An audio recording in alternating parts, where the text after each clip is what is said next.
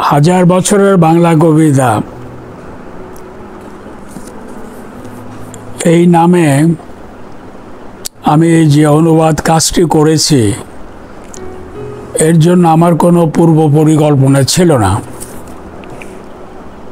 আমি এর আগে কোনো অনুবাদ করিনি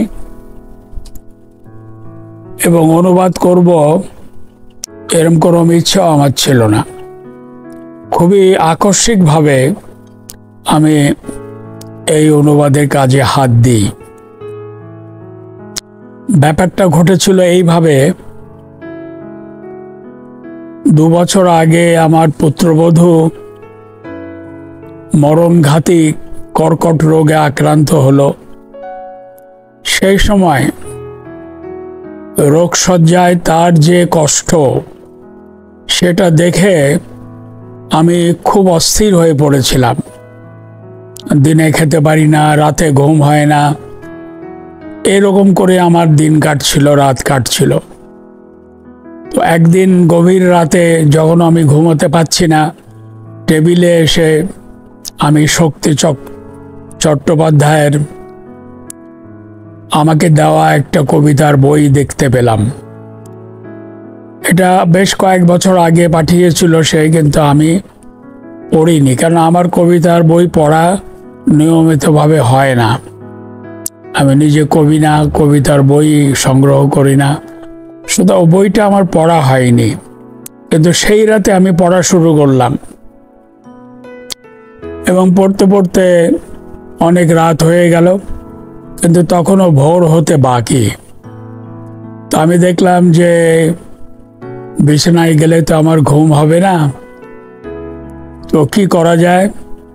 হঠাৎ আমার মাথায় এই চিন্তা এলো যে আমি অনুবাদ করি না কেন। আমি অনুবাদ করা শুরু করলাম এবং অনুবাদ করতে করতে এত তন্ময় হয়ে গেলাম যে কখন ভোর হয়ে গিয়েছে, কখন ঘরের মধ্যে আলো এসেছে, কখন টেবিলে নাস্তা দিয়েছে, এগুলো আমি কিছুই খেয়াল করিনি। যখন খেয়াল হলো তখন বুঝলাম যে অনুবাদ এমন একটা কাজ যা গভীর মনোযোগ দাবি করে এবং যে কাজে পারিপার্শ্বিকের সব কিছু ভুলে যেতে হয়। তখন আমার মনে হলো যে আমি আমার পুত্রবধূর এই মরণ ব্যাধির জন্য যে কষ্ট পাচ্ছি, সে কষ্টটা আমি ভুলতে পারবো না, কিন্তু এটা প্রশমিত করা যাবে যদি অনুবাদ করি।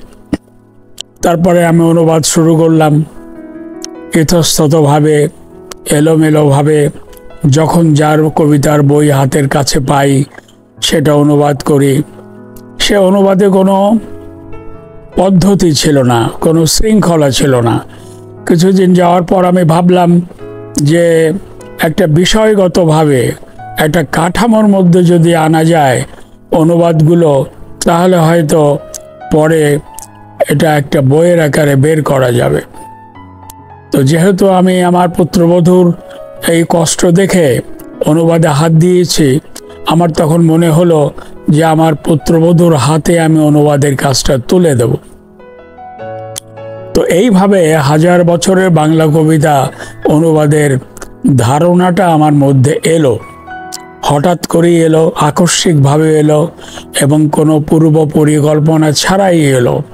কিন্তু আমার মধ্যে তখন একটা খুব জেদ চেপেছে, একটা সংকল্প দেখা দিয়েছে যে আমাকে এই অনুবাদ করতে হবে এবং অনুবাদ শেষ করে আমি অনুবাদের বইটা আমার পুত্রবধূর হাতে তুলে দেব।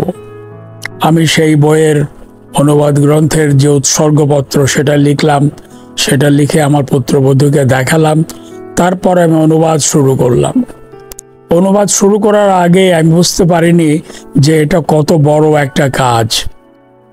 একজনের পক্ষে কাজ করা সম্ভব না এবং অল্প সময়ের মধ্যে তো নাই। আমি দ্রুত লিখে যেতে থাকলাম দিন রাত, কোনো আমার লেখার টাইম নির্দিষ্ট ছিল না। যতক্ষণ পেরেছি লিখেছি এবং লেখাটাই তখন আমার দিন রাত্রি ধ্যান হয়ে গেল। তো এই করে করে আমি বই জোগাড় করলাম বাংলা বাজারে গেলাম, নীলক্ষেতে গেলাম, ওখান থেকে চর্যাপদের বই, মঙ্গল কাব্য, এইসব বই, বৈষ্ণব পদাবলী, যেগুলো সাধারণত সাধারণ পাঠকের পাঠাগারে থাকে না, সেই সব আমি জোগাড় করলাম। কেন তখন আমার মধ্যে একটা জেদ চেপে গিয়েছে, যে কথা আমি বললাম কিছুক্ষণ আগে, যেটা আমাকে শেষ করতে হবে। এইভাবে বই আনি, বই পড়ি, তারপরে যেটা বুঝি না সেটার জন্য আমি অভিধান জোগাড় করলাম, বিভিন্ন ভাষার অভিধান নিয়ে আসলাম, পৌরাণিক অভিধান পড়লাম। এইভাবে আমি নিজেই পথ কেটে, আমাকে কেউ সাহায্য করলো না, কেননা সাহায্য করার সময় ছিল না। আমি কারো কাছে সাহায্যের জন্য যে যাব সেরকম সময় আমার ছিল না। তো একা একাই আমি এই কাজটা করলাম, অনুবাদ করছি, আবার ভূমিকা লিখছি, এবং এই সব কিছু করছি আমি আমার মোবাইলে। কেন তখন আমার টাইপিস্ট ছিল না, টাইপিস্ট কোভিডের সময় চলে গিয়েছিল, আমি কম্পিউটার চালাতে পারি না। কিন্তু মোবাইলে একটা অপশন আছে নোট, ওই নোটে টাইপ করে আমি ইমেলে পাঠিয়ে দিলাম প্রকাশকের কাছে। প্রকাশক আমাকে হার্ড কপি পাঠালো, সে হার্ড কপি দেখে আমি কারেকশন করলাম। এইভাবে এটা চলতে থাকলো, এবং 6 মাসের মধ্যে, এখন চিন্তা করলে এটা আমার কাছে অবিশ্বাস্য মনে হয়, 6 মাসের মধ্যে আমি এই অনুবাদের কাজটা শেষ করলাম। তো এই অনুবাদ করতে গিয়ে আমার দুটো সমস্যা হয়েছে। একটা সমস্যা হলো যে চর্যাপদ, তারপরে মনসমঙ্গল, এমনকি বৈষ্ণব কবিতা, এগুলো যে বাংলায় লেখা, সে বাংলা ভাষা বোঝা বেশ কঠিন। এগুলো বোঝার জন্য আমাকে বেশ অভিধান পড়তে হয়েছে, সময় দিতে হয়েছে। এই ছিল একটা অসুবিধা। আরেকটা অসুবিধা হলো যে আধুনিক যুগে এসে আমি আধুনিক বাংলা কবি, তাদের যদি সবার কবিতা অনুবাদ করতে চাই, তাহলে এটা আমি 1 বছর কেন, কয়েক বছরও শেষ করতে পারবো না। কেন জীবিত কবি বাংলাদেশে এবং কলকাতায় তাদের সংখ্যা এত বেশি যে আমি যদি তাদের কবিতা থেকে একটা করেও কবিতা অনুবাদ করি, তাহলেও আমাকে অনেক কবিতা এর মধ্যে আনতে হয়। এই জন্য আমি ঠিক করলাম যে যারা প্রয়াত কবি, যারা জীবিত নেই, তাদের কবিতা আমি অনুবাদ করব। এবং আমি দেখলাম যারা জীবিত নেই, প্রয়াত কবি, তারা এমন সব কবিতা লিখেছেন বিভিন্ন সময়ে, যে বাংলা কবিতায় যে বিভিন্ন ধারা, সে বিভিন্ন ধারা কিন্তু তাদের কবিতার মধ্যে পাওয়া যায়। তো এই যে আমি একটা সিদ্ধান্ত নিলাম যে প্রয়াত কবিদের কবিতা, বিশেষ করে আধুনিক যুগে বাংলা কবিতা আমি এইভাবে নির্বাচিত করব, তার ফলে কিন্তু বাংলা কবিতার যে প্রতিনিধিত্বশীলতা, এটা আপোস করা হয়নি। আমি যেভাবে নির্বাচন করেছি, প্রয়াত কবিদের কবিতাই যেভাবে নির্বাচন করা হয়েছে, তার মাধ্যমে বাংলা কবিতার, বিশেষ করে আধুনিক বাংলা কবিতায় যে বিভিন্ন ধারা রয়েছে, মতাদর্শের দিক দিয়ে, আঙ্গিকের দিক দিয়ে, বিষয়ের দিক দিয়ে, সেই সব ধারা ধারণ করা সম্ভব হয়েছে।